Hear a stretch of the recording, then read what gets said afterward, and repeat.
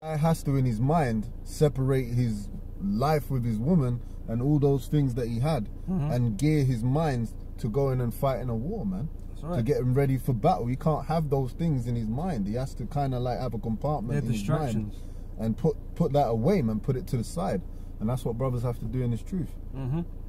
Well, I got a couple of websites here because I was looking at military families and stuff like that. You know, since we're on the soldier talk, right? Yeah, this is from military.com, whatever. But it says a military life 101, right? It says when it comes to family, military spouses, significant others have what can seem like the most difficult, rewarding, terrible, wonderful, gut-wrenching, incredible job holding down the home front. Okay, the home front is these scriptures for us. Okay, this is what we're holding down. Okay, it says it's not an easy task, but it's not impossible. It says yes, you can keep your relationship healthy and help your kids have a great, well-adjusted childhood. Now, the point I want to bring out here is the well-adjusted bit, because it ain't a normal life. Okay, anyone that's around us or a part of us, man, it has to have an adjusted life. Okay, it does. You don't run normal lives. Which is going back into the definition right there, man. You know, we just don't. Okay, because what's required of us is more than just a regular what a regular person is willing to do. Okay, we're beyond that. Okay, we are called to do an exceptional thing. Okay, so this is an exceptional circumstances that we're under, man. Because in the kingdom, we ain't gonna have to be like this. Okay, we can be at peace in the kingdom, man. We can enjoy our children. We can enjoy our families. You know, we can, enjoy our work and stuff like that, man. We can enjoy our brethren. You know, we can enjoy being amongst each other. We just can't do that right here, right now, man. Okay. It says military life can be very stressful on families, long separations, frequent moves, inconsistent training schedules, late nights in the office, and the toll on mental and physical injuries on both the service member and the family can all add up over time. Okay, so not only do we go through things, we acknowledge that our women go through things too, our family goes through things. Okay, but it sometimes it can't be helped. It has to be that way, man. And you can only pay so much attention to that stuff that's happening to them, because it can't change. A lot of it can't change. You know, and you have to just get on with the stuff you're doing. Don't let it play in the back of your mind. Oh yeah, but you know, it's making them upset and this and that. I don't want to see them like. Sometimes that's just too tough. Okay, and they have to deal with it just like you have to deal with shit. So you got to continue doing what you are doing, man. In this truth, you have to continue doing what you are doing. Okay, yes, it's gonna affect them. You know, you're gonna have to kind of put that in the back seat, man, and let the Lord deal with it. To some degree, man. There might be some things you might be able to help do, you know, if it's in your power to do that. But a lot of the stuff, man, is rooted at the very core and basis of our being in terms of this truth, man, and those things can't be changed. You know, so that's always going to be an issue for them. Okay.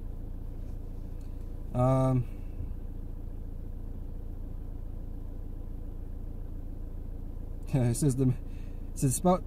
Oh, yeah, the team knows that making it in the military isn't a matter of willpower. It's about arming yourself with the tools and knowledge of the best tips and tricks for military happiness. Yeah, it's about arming yourselves with the truth. The more you understand this word, the more easier things are. Okay? The more she understands, to a degree, certain things, you know, the easier things can be if she can come to terms with it. The whole problem is a woman doesn't usually come to terms with very much, you know, because they're difficult, okay, and emotional. But you know, it is what it is. You deal with your family as you see fit, okay, in your own wisdom, okay. That's for that one. There's another excerpt here. It says, I knew that this is another account. It says, I knew that I was entering into what. I knew what I was entering into when I married Jake. I knew he'd have to leave at some point. He even sat me down and explained it all to me before we got married. With a life, what a life with a soldier, even a part-time soldier, would entail. Okay, difficulties, man. Difficulties. Okay. I listened closely to what he said and even had and even had my doubts for a spell about whether I could hack such a life. Okay, because it's not an easy life for either party, right? So, but in the end, I decided I'd rather have a life with him than without him. Okay, and that again, might as well get that now.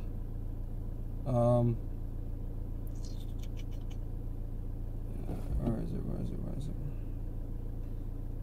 1 Corinthians chapter 7. Yeah, from verse 10. 1 Corinthians chapter 7 verse 10. And unto the married I command, yet not I, but the Lord, let not the wife depart from her husband. Alright, so if all things is okay, then idealistically, you don't want to depart from your wife. Okay, carrying on. And if she depart, let her remain unmarried. If she can't hack that lifestyle, she can't hack being the wife of a prophet, of a man of the Lord, and she wants to depart, let her depart. Because if she stays, she's only going to cause you problems, man. She's only going to be an hindrance to you in this ministry. Continue what? Let her remain unmarried or be reconciled to her husband. Right, because that would be the best thing for her. It will save her possibility of being judged, man, because she wouldn't have committed adultery if she remains a widow, so to speak, unmarried. Okay? Continue on, yeah. And let not the husband put away his wife. Right. But to the rest speak I, not the Lord. If any brother hath a wife that believeth not, and she please to dwell with him, let him not put her away. Right, so if you don't particularly agree with everything that's going on and all this kind of stuff, like we just read in that, that chick in the military dude, man, she wasn't keen on the idea that he was gonna fuck off and for long amounts of time and war might not come back and all that kind of stuff. She's not keen on the idea. What woman would be keen on that idea? But she wanted to be with him, in whatever capacity she could be with him.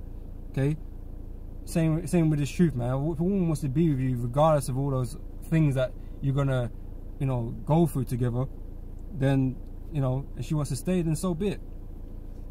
She kind of knows what she's getting into, so to speak. Okay, but yeah, that's it on that. Anything more on the article? I have, but I don't feel I need to bring it up. I think the point has already been said, to be fair. Oh, actually, I had one here. It says, following Yahushua. It says Jesus here, but I'm gonna use Yahushua like it's supposed to. It says it's another website. It says, following Yahushua means giving up everything. Alright, and it says here, Luke 5 recalls Yahushua calling his first disciples, both in both instances, in calling of Simon Peter and Levi the tax collector. Luke notes that they left everything and followed him. They jumped off the so that jumped off the page when I read it. So Yahushua extends them an invitation to follow him, and they drop everything and follow. Right there on the spot. It's recorded in another place in Luke's gospel that others wanted to take care of their affairs before they followed Yahushua, and Yahushua basically told them they could take care of those things or follow him. They couldn't do both. Okay, and they weren't insignificant things. It wasn't like they wanted to go check for Facebook one last time. No one person wanted to bury their father, and the other wanted to say goodbye to their family. Okay, but Yahushua shut them down and said, "Look, you're coming, or you're not coming." And it's those attachments to the world that stop you following Yahushua with all your heart and all your mind, all your spirit. Okay, and this is the point. Yahushua, if he requires it of you, man, you have to do what you gotta do.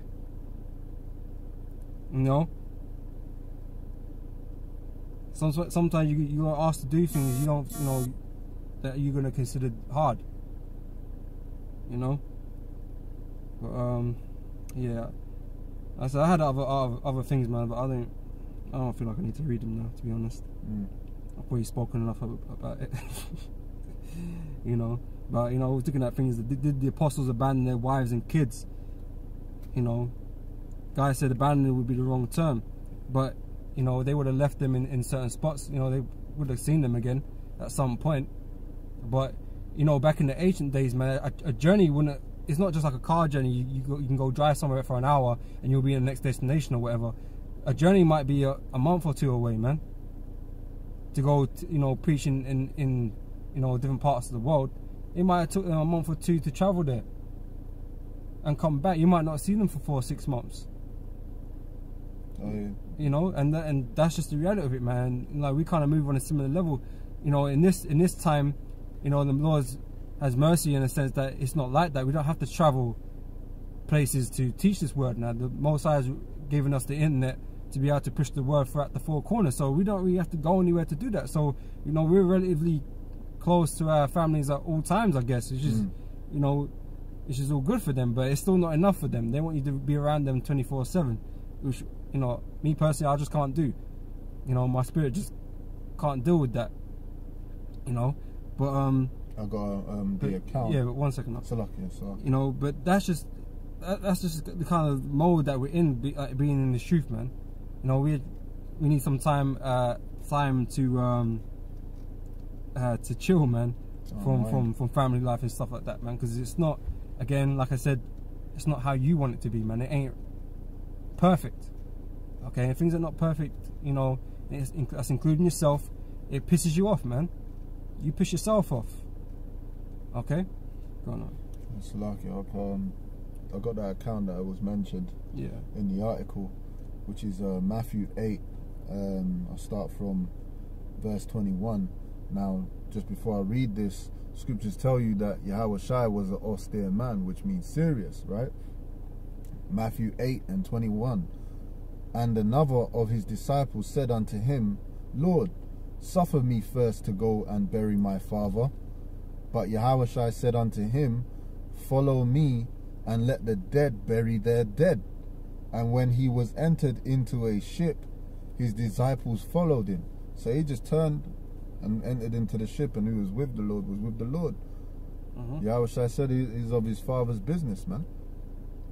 So that just shows you the severity of what you're into, man.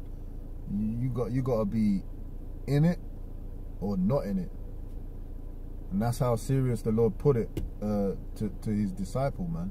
So we got to follow the same path.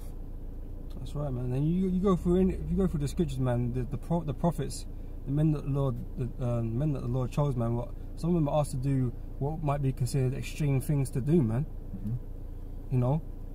Isaiah, you travel through the wilderness butt naked, man. Where was his family involved in that? Like, no, he was on his ones, man. Whatever was happening, I don't know enough about Isaiah to say he had family and stuff like that yet. I didn't look into that. But he was asked to go out, man, and do that. I've got the account here. If you want to read it quickly, Art. Yeah. Go ahead. Isaiah 20, verse 1 to 3. Just read. But if it's required, man, that's what you gotta go do. That's the point, man. What things seem unreasonable to most men is not unreasonable to the Heavenly Father, man. Okay, if we have to go do these things, if we make these decisions, we gotta go do them. Okay, without with little fuss, man. Go on. Isaiah 20 and 1. In the year that Tartan came unto Ashdod, when Sargon the king of Assyria sent him and fought against Ashdod and took it, at the same time spake the Lord by Isaiah the son of Amos, saying, Go and loose the sackcloth from off thy loins, and put off thy shoe from thy foot. And he did so, walking naked and barefoot. Alright, that sounds extreme, but that's what the Lord required of him to do, man. So, like I said, what might seem unreasonable to a normal person, isn't at the end of the day. Yeah, you got some camps out there, they got that cool running spirit, man. They're looking to that white man for that escape, that escape button, man. That's why the scriptures talk about us being prisoners of the Lord. If you can get me Matthew chapter 10 verse 6. 10 verse 6? No, 22, verse 22. Matthew 22 and 6. 10 verse 22. Matthew 10, 22. Come on. Yeah, there's no joke about being a soldier, man. It's all serious. You know, it's not saying we don't have, you know, share some jokes with each other and stuff that when we're with the brotherhood and stuff, but you know, ultimately, man, we're all on this same path, man, and all enjoying these hardships, going through similar things, slightly different but similar things. You know, everyone's got his own adversity that he's facing. But as a man, the Lord, as a prophet, man, you know, you expect these certain things to come to pass on you, man. You know, Matthew 10:22, and ye shall be hated of all men for my name's sake. Okay, so we expect to be hated. You know, like I said, a woman hates us, man. Our family hates us. You know, friends we used to have in the world hate us. You know, the average person will just hate us, man, because of what we believe in. You know, Yahweh Shai. You know, that's what it comes down to. They hate Yahweh Shai, and in turn they hate us. You know, but we understand that. We expect those things. You know, some people don't want to be hated, man. Some people don't want to be the bad guy. You know, fucking up shit all the time. Oh yeah, he don't ever come to no family dues and the kind of stuff. You know, and people look at you like, you know, cha. But it is what it is, man. I'm not expected to get no award for personality of the year award or nothing like that. You know what I mean? That's irrelevant to me. I don't care about that. You know what I mean? I don't care about what the Most High thinks. You know?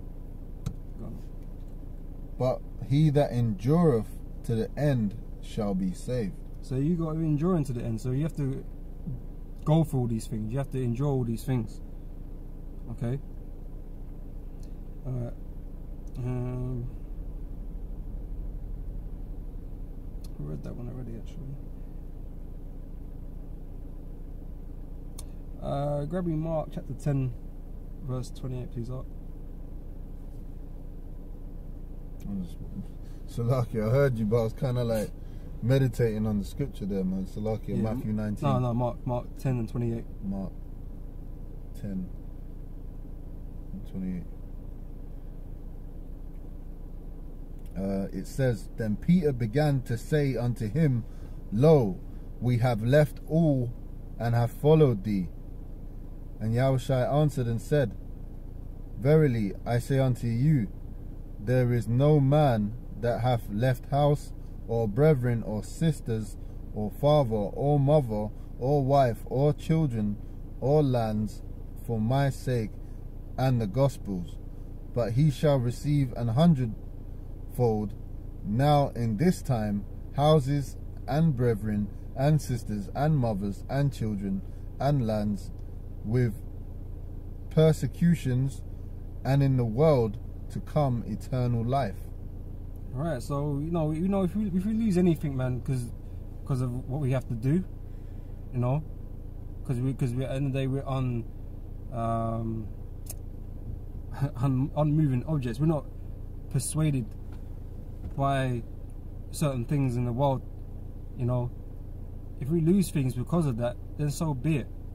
You know, we believe, according to the scriptures, that we're going to receive tenfold of anything that we lost in this world, man. You know, so that's our mentality.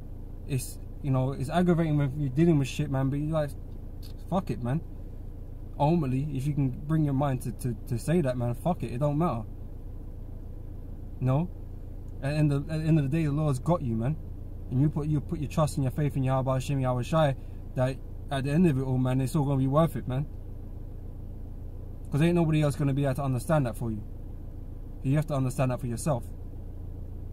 Okay, you know, people can't be giving can't give you advice from the outside world about family and things like that, because we just not we're not normal, man. Okay, we're not the average person out here. Okay, we're men of the Lord. Okay, and we're called to do things, man, that other people wouldn't be able to do, or don't see why they should do it, because they don't have faith. Okay, but we're not like them. Psalms 73:3. For I was envious at the foolish when I saw the prosperity of the wicked. Now from there I'm going to jump down to the 17th verse. Until I went into the sanctuary, all right, the sanctuary of Yahweh Hashem Yahweh Shai, which is the word, Then understood I their end. Alright? And their end is destruction.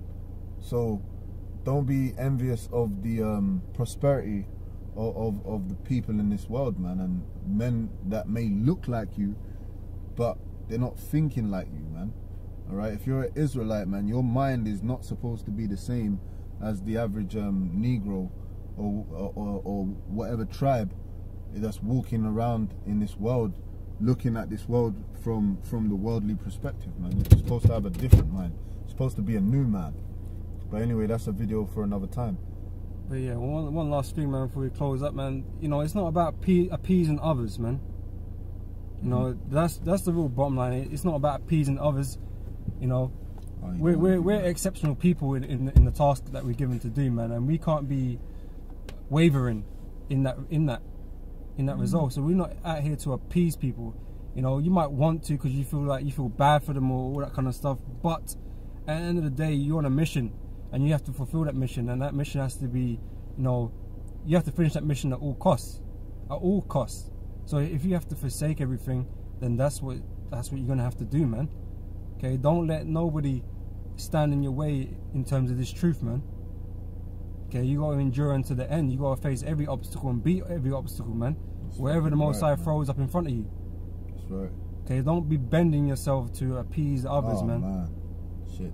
You know, and you know, I was speaking a lot about the woman and that, because that's a big hurdle for Jake. The woman is a big thing in men that have been in this truth, man. They've played their roles in destroying people.